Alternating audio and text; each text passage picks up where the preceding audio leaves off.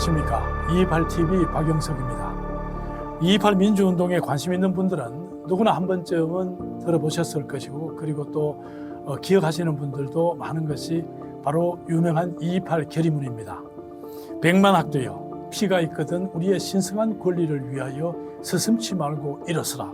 이렇게 이어지는 228 결의문은 1960년 2월 28일 경북고등학교 교정에서 외쳐졌습니다. 참으로 엄청난 역사의 시작이었습니다. 이 결의문을 쓴 사람은 당시 경북고등학교 3학년 고 하청일 학생입니다. 오늘은 228 결의문을 쓴 하청일에 대해 알아보는 시간 마련했습니다. 이 자리에는 하청일 학생의 친동생이자 시인이며 현재 대구문학관 관장으로 있는 하청호 관장님이 함께 했습니다. 하 관장님은 평생을 교육계에 있으면서 아동문학가로도 전국적으로 유명하신 분입니다. 관장님 안녕하십니까? 네, 안녕하십니까? 228 결의문을 쓴 사람이 하청일 학생이다라는 것을 아는 분들은 많습니다만은 바로 그 하청일의 친동생이 하청호 관장님이라는 것을 아는 분들은 그리 많지 않은 것 같습니다. 예, 그렇습니다. 네, 우리 그 하청일 학생, 그러니까 형님이 바로 위에 형님 되십니까? 예, 그렇습니다. 네, 그 가족 관계가 어떻게 되시는지 소개 좀 해주시면 좋겠습니다. 저희들은 이제 부모님과 부모님과 그리고 사남 일녀가 있었는데요. 예. 막내 동생은 일찍이 유명을 달리했고, 어릴 때는 경북 영천시 신령이라는 고을에서 저희들이 유년 시절을 보냈습니다. 형님하고 저도 그렇고. 신령은 이제 그 팔공산 자락이 흘러내린 그 끝자락이 이제 매양동이라는 동네가 있어요. 그래서 그 동네에서 저희들이 4살까지 저희들이 거주를 했는데 6.25 전쟁이 발발하기 2년 전, 그래 1948년 경으로 기억합니다만 아버지가 계시는 부산으로 저희들이 이사를 했고. 아버님이 어디? 공직에 계셨어요. 계시고. 공직에 공무원이었기 때문에 거기에 부산으로 이사를 했고, 그 후에 이제 1953년 그렇게 휴전할 그 즈음인 8월에 대구로 다시 이주를 해서 지금 현재 228 기념회관 바로 옆에 있는 그 조그만 기와집에서 저희들이 남산동. 대구 생활을 처음 시작을 했습니다. 그렇습니까? 그러면은 1960년에 그때 이제 형님하고 나이 차이는 어떻게 됩니까? 나이 차이는 형이 42년생이고 제가 43년생인데 생일은 형이 1월이고 저는 12월이라서 실질적으로는 2살 차이죠. 그러면 그때 형님이 이제 경북고등학교 3학년이니까 고등학교 1학년 저는 그때 그렇죠. 고등학교 1학년이죠. 그 형님이 그 당시에 뭐 228 결의문을 쓰고 이런 것들을 당시에는 몰랐었죠. 당시에는 뭐 저희들은 몰랐죠. 왜냐하면은 뭐 그때 이대우 그때 학생 부위원장이 집에 가끔씩 놀러 오고 하는 거는 알았지만은, 그리고 제가 생각하기에는 그 228의 그 사전 모임이라 할까, 주역되시는 분들이 모임을 27일 날 있었죠. 비밀리에 했기 때문에 맞습니다. 뭐 가족들에게 뭐 알리고 그러지는 않은 걸로 알고 있습니다. 그 이대우 그때 이제 학생회 부위원장하고 형님하고 이제 친했던 모양입니다. 그죠? 뭐 학년 차이는 1년 있었지만은 아마 서로 가깝게 지내는 것 같아요. 뭐 결의문도 부탁을 하고 했으니까. 맞습니다. 그죠? 맞습니다. 안타까운 일이지만 형님은 이제 일찍 이제 그 유명을 달리하셨는데 몇 살 때 돌아가셨습니까, 형님이? 우리 형은 1989년 12월 20일 날 돌아가셨어요. 그러니까 47세, 만 47세 때 돌아가셨어요. 그래서 228 이후에 사실은 정상적인 삶을 꾸려가지는 못했어요. 결혼도 안 하셨죠? 물론이죠. 결혼도 안 하고 이렇게 해서. 그때 상황을 좀 말씀해 주시면 좋겠습니다. 그때 228 민주운동이 일어난 그날 이후로 이제 형은 상당히 뭔가 이렇게 불안하고 공포 또 항상 뭐 감시를 받는다는 그런 어떤 느낌을 갖고 있었어요. 예. 그래서 그것이 이제 2.28 그 상황을 경북고등학교 병탁 그 담임 선생님이 예, 예. 그 학적부에 기록을 해 두었어요. 왜냐하면은 뭐 2.28 학생 운동 혈의문 작성자로서 예.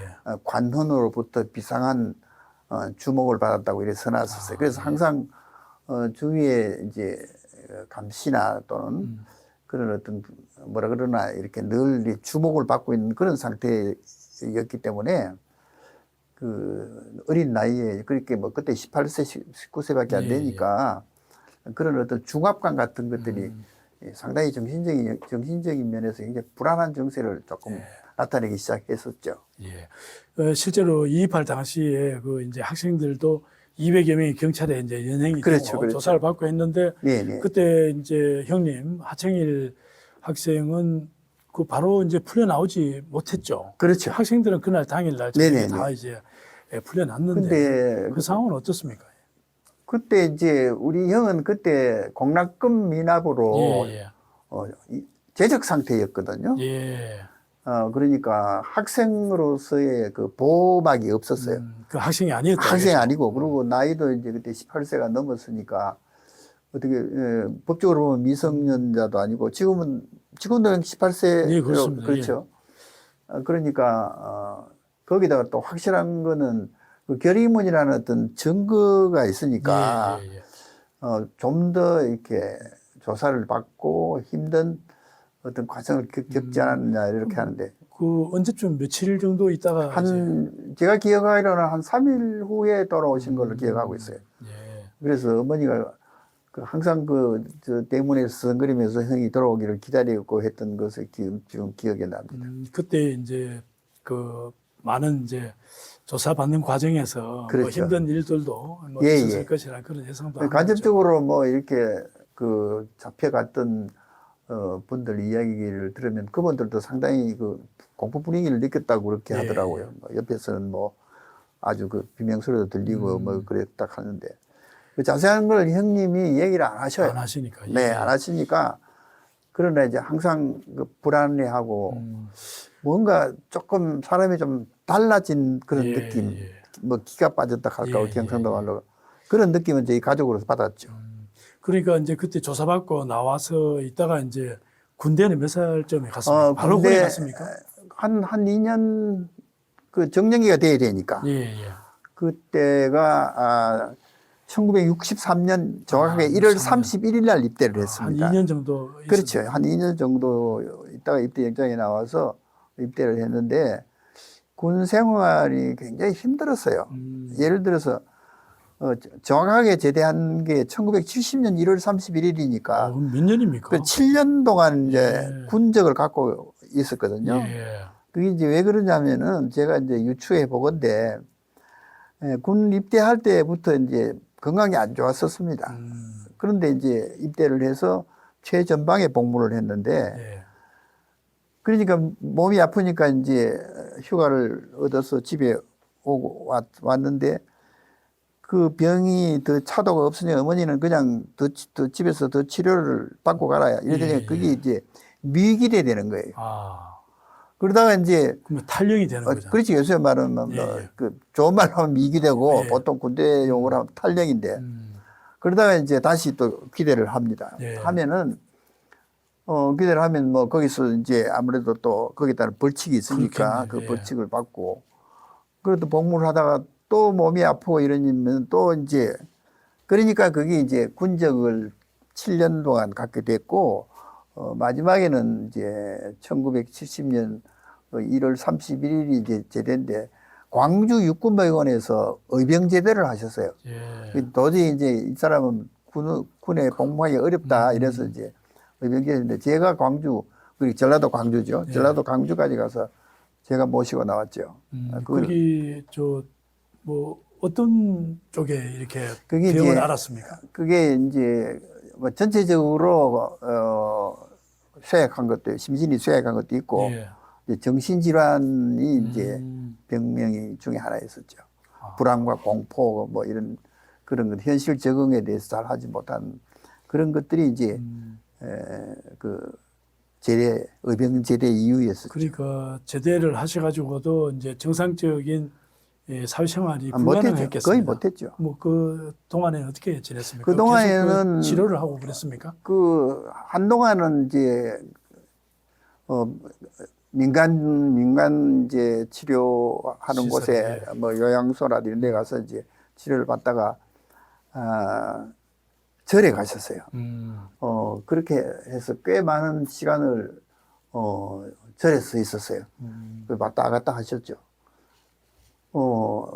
그랬는데도 이제 그 병이 결국은 치유가 되지 않아서 이제 제가 기억하기로는 요 대구의 삼각 로타리에 있는 그쪽에 있는 병원에서도 치료를 받았고 그러다가 그렇게 계속 했는데 근데 이제 집에 모시다 놓으면은 또 이제 밖으로 또 나가고 그럼 또 찾아가고 이게 반복이 됐었어요. 제일 마지막은 이제 경주의 그 근천에 보면은 그 산골에 사설 요양소가 있었어요. 예, 예. 거기에 이제 어머님이 형을 모셔다 놓고 그 이제 그 요양소 책임자에게 잘 부탁한다고 그러는데 사실 거기서 돌아가셨어요. 예. 그러니까 결국 군에서 20대 후반에 제대를 해가지고 네네네. 거의 한 20여 년 동안 계속 이제 그렇죠. 그 치료 때문에 그죠? 예. 뭐 이제 암자도 갔다가 그렇죠. 시내 시설에도 있다가 그렇죠. 이렇게 혼자 고생을 하시다가 그러니까 돌아가시는 7년을 군복무 하니까 20대 후반이 되는 거죠. 그러니까 그러면 한 30대가 돼버리죠. 예, 20대 후반, 30대 예, 예. 가깝잖아요. 예, 예. 그러니까 그 한 또 10년 동안 계속 뭐 치료 때문에 왔다 갔다 하다가 결국은 가셨죠. 제가 보니까 그 관장님이 형아라는 제목의 시도 이렇게 제가 읽어봤습니다. 예, 예. 저도 읽으면서 가슴이 참 먹먹했는데 제가 보니까 잠시 그 시를 소개하면은 형아 네. 흙바람이 이는 고향 산비알 예. 은근키처럼 엉켜 살자던 형아 막 이렇게 시작을 해서 예, 예. 밟아도 푸른 서리발로 일어서는 청보리 네네. 같은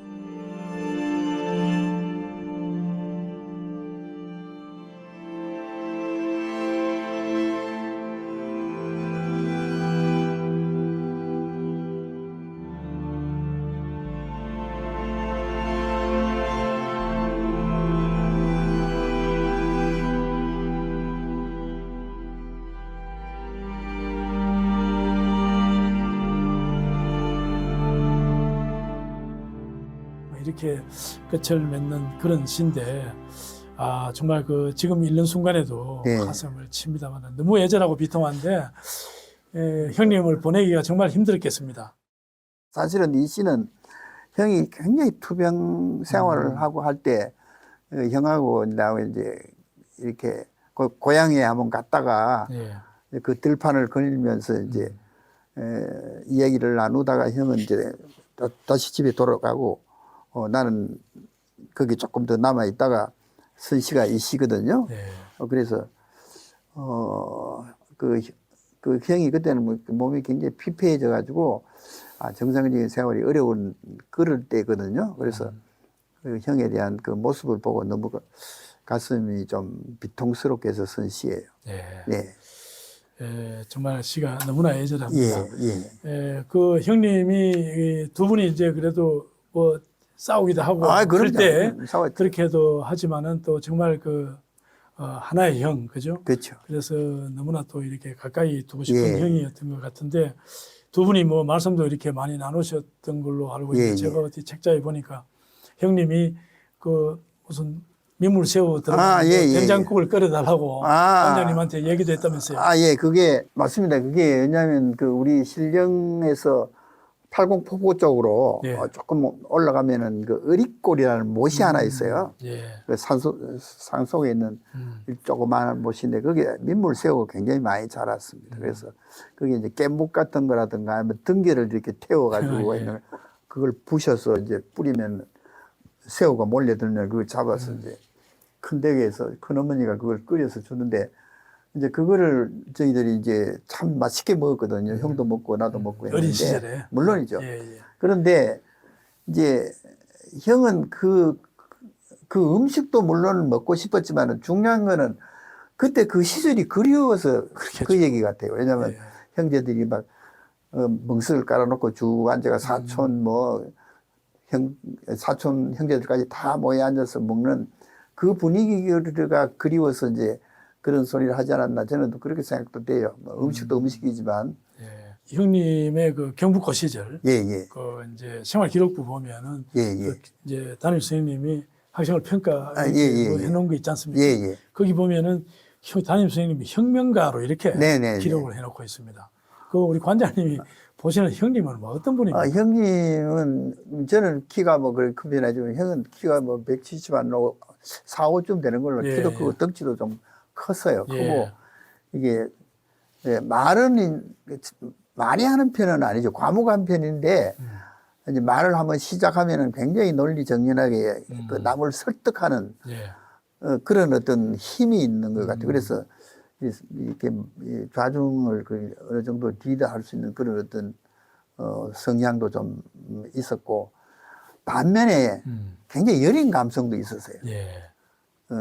그 결의문도 그런 면에서는 좀 굉장히 구호적이고 격하면서도 뭔가 따스함 같은 거, 인간적인 면이 여린 감성 같은 것이 녹아 있죠. 녹아 있으니까 그 결의문에는 형의 어떤 성격이 잘 드러났다고 저는 그렇게 생각이 됩니다. 예. 뭐 지금 이렇게 뭐 수십 년 전에 그 반추를 하고 있습니다만은 뭐 하나하나 따져보면은 정말 예, 가슴 예. 아픈 일도 굉장히 많았을 것 같습니다. 맞죠. 예, 예. 지금은 이제 2.28이 재조명되고 있고 뭐 국가기념일도 예, 예. 되어 있습니다만은 그 당시에는 또 이게 2.28을 또 쉽게 이야기를 잘 할 수 없는 예, 예. 상황이었고 형님 이야기도 물론 그랬을 것 같습니다. 예, 잘 예. 이야기를 못하는 그런 시절도 있었죠. 있었죠. 그런데 사실은 우리 집에서는 그 어머니는 솔직히 말해서 형이 돌아가시고 난 뒤에는 형을 지우고 싶어 했어요. 네. 그 너무 또 마음도 아프고 그리고 또 나도 그때 뭐 공무원이었고 교직에 계시고. 예, 또 내 동생도 대학에 있었고 대학에 교수로 지내고 있고 막내도 뭐 사업을 하고 있었고 이랬으니까 형이 얘기를 일체 하지 마라 그랬어요. 예. 그건 내 생각으로 아마 혹시 불이익을 당할까봐 그런 어머니의 깊은 마음이었었는지 어쨌든 뭐 그런 시절이 있었죠. 예, 그래서 우리는 그걸 충실히 지켰죠. 그리고 그 다음에 이제 내가 형에 대한 얘기를 최초로 한 거는 2009년에 김연복이라는 분이 아까 말씀드렸지만 예. 그분이 햇불지에다가 민주열사 하청일 뭐 이렇게 해서 글을 하나 썼어요. 그래서 그 글이 실리고 난 뒤에 이제 박명철 회장님이 이리저리 수습을 하니까 동생이 있다. 내가 써 있는 소재지를 이제 파악하시고 전화가 왔었어요. 그래서 형님에 대해서 글을 좀 써달라. 이제 동생하고 의논을 하니까 이제 어머님도 돌아가셨고 뭐 형님이 나쁜 짓 한 것도 아니고 예, 예. 또 뭐 어떤 의미에서는 좋은 일이고 국가를 위해서 한 일이니까 이제는 뭐 수면 위로 드러내도 안 괜찮겠느냐 쓰십시오 이렇게 하더라고. 그래서 썼어요. 예. 가족의 가슴에 묻은 나의 형 하청일이가 이게 2011년 횃불지에 이제 처음으로 썼었어요. 예. 그러니까 50년 지금 우리가 그렇지. 63년 되었습니다. 50년 동안 침묵하시고 그렇죠, 그렇죠. 10여 년 이제 됐네요. 예. 형님 이야기하신 지. 예. 그렇게 하고 나니까 이제 그 또 가장 친하게 지냈던 포항에 이제 약사도 하시고 하시는 이광웅이라는 형이 나 찾아왔었어요. 예. 대구를 찾아오셔가지고 그분이 또 형이 얘기를 횃불지에 싣고 그 다음에 이제 장주연 선생님께서 또 형 얘기를 해줘서 이제 형이 이제 수면 위로 이제 알려지게 된 것이죠. 예. 당연히 뭐 예. 우리 228로서는 누구보다도 중요한 예. 그 주역이십니다. 네네. 참 그 하청일 그 학생이 그래서 뭐 우리 기념사업회에서도 네네. 그 하청일 주역에 대해서는 뭐 여러 가지로 예. 재조명도 하고 예, 또 감사합니다. 오래오래 기억을 예, 또 하고 할 것입니다. 근데 그 관장님도 50년 동안 침묵하다가 지금 이제 이렇게 많은 얘기들도 하고 이렇게 합니다만 더 이렇게 간절하게 형님이 생각날 때도 있을 것 같습니다. 있습니다. 그 관장님이 보시는 형님을 어떻게 평가하고 싶습니까? 평가를 동생으로서 한다면. 형은 나한테는 애정의 사람이에요. 네. 왜냐하면은 국가적인 관점에서 보면은 큰 일을 했고 또 누군가는 해야 될 일이었지만 형 개인의 삶을 보면 그렇게 비참할 수가 없었거든요. 그러니까 형이 만약에 이팔 그걸 안 썼으면 그 편안하게 나름대로의 어떤 그렇죠. 직장을 가지고 또 결혼도 하고 행복하게 사실 텐데 그걸로 인해서 완전히 그 삶이 이 정상적이지 못했잖아요. 예. 힘들고. 예. 그러나 지금 이제 나도 이제 나이가 들고 돌이켜 생각하면은 나 형이 참 자랑스럽구나. 예. 그렇게 그 고등학교 시절에 그런 용기를 가질 수 있었다는 것이 나의 형이었다는 것에 상당히 긍지를 가지고 있고 예. 그리고 또 내가 형을 위해서 할 수 있는 일은 해야 되겠다 하는 그런 생각을 가지고 있습니다. 백만 박대요. 우린 배움에 불타는 각오를 다지며 장차 이 나라를 이끌어갈 역군이요 사회학에 물들자는 청춘이요 순결한 박도이다. 백만 박도요. 인류 역사 이래 오늘과 같은 강압적이고 불구한 사례가 또 어디 있습니까? 뭐 여러 이제 하실 말씀들이 예. 많겠습니다만은 네네. 이제 마무리를 하면서 네네. 어떻습니까? 우리 사회가 하청일을 어떻게 기억하고 또 생각해 줬으면 좋겠습니다. 예. 그 2.28은 이제 국가적인 어떤 기념일이 되고 했는데, 나의 형뿐만 아니고, 그 예. 2.28 때 그런 어떤 용기를 내었는 그 주역들을 위시해서 대구의 파리고등학교 학생들의 그 어떤 정신을, 대구 시민들이 좀, 알아주고 그 정신을 현대에 좀 구현할 수 있는 그런 대구 시민 정신의 고향을 위한 밑바탕이 되었으면 좋겠습니다. 예. 네네. 말씀 잘 명심을 하고 네네네. 또 우리 기념사업회로서도 또 해야 할 일들을 네네. 더 많이 이렇게 또 하도록 그렇게 네, 하겠습니다. 오늘 말씀 감사합니다. 예, 초대해 주셔서 감사합니다. 예, 감사합니다. 228TV 오늘은 1960년 2월 28일 당시 경북고등학교 228 결의문을 작성한 고 하청일에 대해 그 친동생인 대구문학관 하청호 관장님과 함께 자세히 얘기 나눠봤습니다. 228 민주운동은 이제 세계인들도 그 가치와 소중함을 인정하는 중요한 역사가 되었습니다. 그 가치와 소중함들은 하청일이 쓴 228 결의문에도 잘 나타나 있고 지금도 살아 숨쉬고 있습니다. 우리는 결코 그것을 잊지 말고 미래로 이어가야 할 것입니다. 228TV 오늘을 대담 순서는 여기서 모두 마치도록 하겠습니다. 감사합니다.